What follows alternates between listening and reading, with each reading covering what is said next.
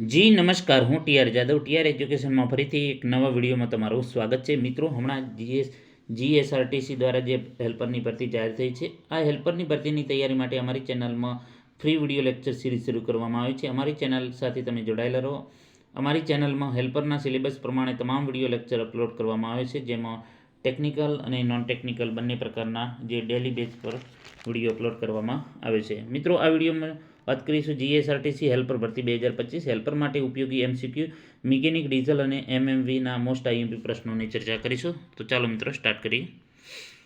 પ્રથમ નંબરનો પ્રશ્ન છે, એન્જિન ઓવરહીટિંગ ખાલી જગ્યાના કારણે થાય છે અથવા તો હોઈ શકે. તો એન્જિન ઓવરહીટિંગ કુલિંગ સિસ્ટમમાં કુલિંગની અછતના કારણે. ઓપ્શન એ સાચો જવાબ છે. એના પછી વાત કરીશું, જો થર્મોસ્ટેટ વાલ્વ ખુલ્લી સ્થિતિમાં રહે તો.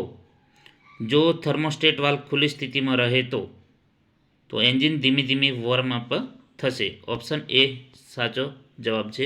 જો થર્મોસ્ટેટ વાલ્વ ખુલ્લી સ્થિતિમાં રહે તો એન્જિન ધીમે ધીમે વોર્મ અપ થશે, એટલે કે ગરમ થશે. એના પછી વાત કરીશું, જો થર્મોસ્ટેટ વાલ્વ ખુલ્લો, આ પ્રશ્નની ચર્ચા કરી લીધી છે. એના પછી વાત કરીશું, એન્જિનમાં કુલિંગ પદ્ધતિમાં થર્મોસ્ટેટ વાલ્વ ઉપર આપેલ તાપમાનનું માર્કિંગનો અર્થ ખાલી જગ્યા છે. એન્જિનમાં કુલિંગ પદ્ધતિમાં થર્મોસ્ટેટ વાલ્વ ઉપર આપેલ તાપમાનનું માર્કિંગનો અર્થ શું છે? તો તેનો સાચો જવાબ છે ઓપ્શન બી, ખુલવાનું તાપમાન, ઓપન થવાનું તાપમાન અથવા તો ખુલવાનું તાપમાન. ઓપ્શન બી સાચો જવાબ છે. એના પછી વાત કરીશું, ઊભા રેડિયેટરમાં થર્મોસાયફન કુલિંગ પદ્ધતિમાં પાણીના પ્રવાહની દિશા. ઊભા રેડિયેટરમાં થર્મોસાયફન કુલિંગ પદ્ધતિમાં પાણીના પ્રવાહની દિશા ખાલી જગ્યા હોય છે. તો તેનો સાચો જવાબ છે ઉપરથી નીચે. ઊભા રેડિયેટરમાં થર્મોસાયફન કુલિંગ પદ્ધતિમાં પાણીના પ્રવાહની દિશા ઉપરથી નીચે તરફ હોય છે. એના પછી વાત કરીશું, એન્જિનની ગતિ વધારવામાં આવે ત્યારે રેડિયેટરની આઉટલેટ હોસ દબાવવાનું કારણ શું હોય છે? એન્જિનની ગતિ વધારવામાં આવે ત્યારે રેડિયેટરની આઉટલેટ હોસ દબાવવાનું કારણ શું હોય છે? તો તેનો સાચો જવાબ છે થર્મોસ્ટેટ ખુલ્લી સ્થિતિમાં હોવાના કારણે. ઓપ્શન ડી સાચો જવાબ છે. એના પછી વાત કરીશું, રેડિયેટરમાં પાણીનું સર્ક્યુલેશન કઈ તરફ થાય છે? તો રેડિયેટરમાં પાણીનું સર્ક્યુલેશન કઈ તરફ થાય છે? તો તેનો સાચો જવાબ છે ઉપરની ટાંકીથી નીચેની ટાંકી તરફ. ઓપ્શન બી સાચો જવાબ છે.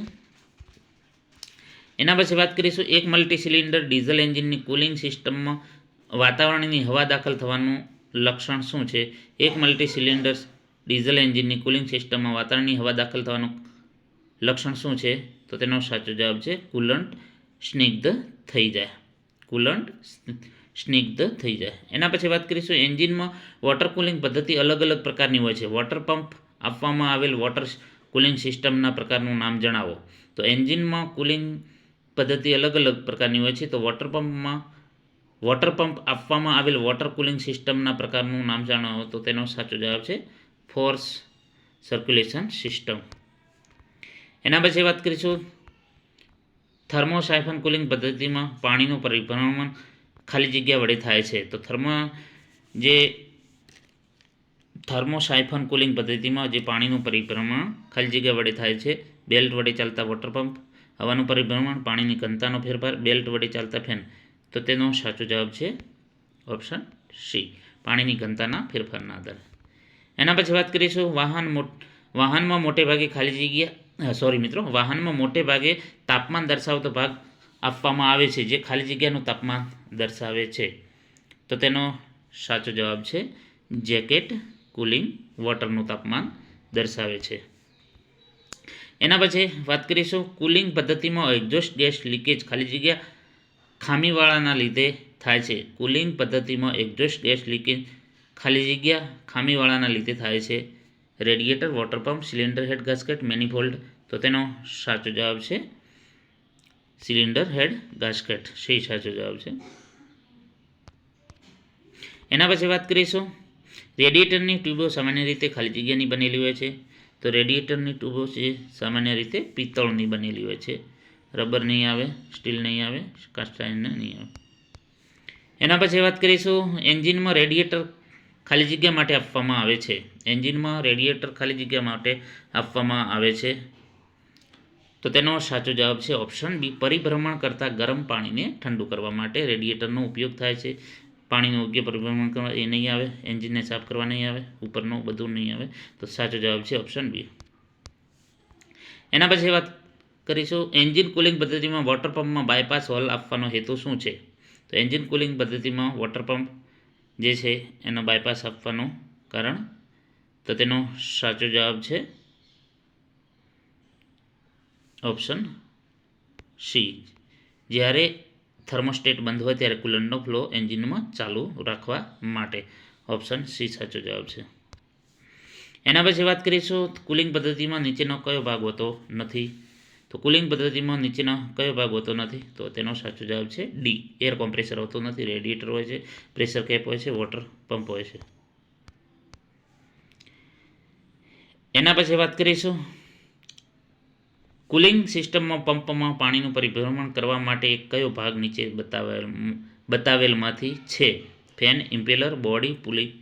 કુલિંગ સિસ્ટમમાં પંપમાં પાણીનું પરિભ્રમણ કરવા માટે એક કયો ભાગ નીચે બતાવેલમાંથી છે? તો તેનો સાચો જવાબ છે ઇમ્પેલર. ઇમ્પેલર જે છે પાણીનું પરિભ્રમણ કરાવે છે. એના પછી વાત કરીશું, એન્જિન કુલિંગ સિસ્ટમમાં રેડિએટરનો સિદ્ધાંત ખાલી જગ્યા છે. એન્જિન કુલિંગ સિસ્ટમમાં રેડિએટરનો સિદ્ધાંત શું છે? તો તેનો સાચો જવાબ છે ગરમ પાણીને મોટા વિસ્તારમાં ફેલાવવા માટે. ઓપ્શન સી સાચો જવાબ છે. ગરમ પાણીને મોટા વિસ્તારમાં ફેલાવવા માટેનો જે સિદ્ધાંત છે તેના પર કાર્ય કરે છે.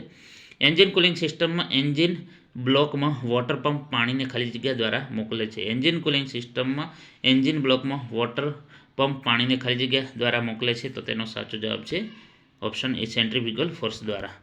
તો મિત્રો આજે મોસ્ટ આઈએમપી પ્રશ્નો મિકેનિક, ડીઝલ અને એમએમવીના હતા, તો તેની ચર્ચા કરી. જો વિડીયો પસંદ આવે તો લાઇક કરજો, શેર કરજો અને મિત્રો ચેનલને સબસ્ક્રાઈબ કરવાનું ન ભૂલતા. તો મિત્રો જે હેલ્પરની પરીક્ષામાં આ ટાઈપના જ પ્રશ્નો આવશે જે તમને ખૂબ જ ઉપયોગી સાબિત થશે.